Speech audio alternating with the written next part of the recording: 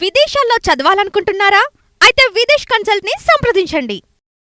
Bulldozer న్యాయం రాజ్యాంగ వ్యతిరేకం. నిందితుల స్థిరాస్తులను తొలగించొద్దు, మా అనుమతి లేకుండా దేన్ని కోల్చొద్దు. ఉల్లంఘిస్తే కోర్టు ధిక్కరణ కిందికి వస్తుంది. రోడ్లు, ఫుట్పాత్లు, రైల్వే మార్గాలు, జల వనరులను ఆక్రమించిన వాటిని తొలగించవచ్చు. మతపరమైన కట్టడాలను వదలొద్దు. ప్రభుత్వము జడ్జి పాత్రను పోషించకూడదు. విశాఖ తరహాలో మార్గదర్శకాలు వెల్లడిస్తాం. అవసరమైతే ఈసీ సాయం. సుప్రీంకోర్టు చెప్పింది. విచారణ అక్టోబర్ 1వ తేదీకి వాయిదా వేశారట. అప్పటిదాకా కూల్చివేతలపై స్టే ఇచ్చింది. బుల్డోజరు రాజ్యాంగం వ్యతిరేకం అని చెప్పి చెబుతున్నది. పలు రాష్ట్రాల్లో అమలవుతున్న బుల్డోజర్ న్యాయం చట్ట వ్యతిరేకమైన ఇక మీదట కుదరదని దేశ అత్యున్నత న్యాయస్థానం స్పష్టం చేసింది. అక్రమ కూల్చివేత ఒక్కటి జరిగినా అది రాజ్యాంగం ప్రసవించిన విలువలకు వ్యతిరేకమని తేల్చి చెప్పింది.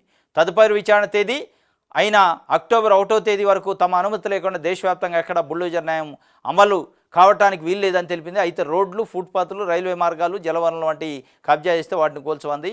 ఇది బుల్డోజర్ రాజ్యాంగం. కేంద్ర ప్రభుత్వము అదేవిధంగా బీజేపీ పాలిత రాష్ట్రాల్లో ఉన్న ముఖ్యమంత్రులు బుల్డోజర్లు వేసిపోయి ఎక్కడెక్కడికే కూలుస్తున్నారట.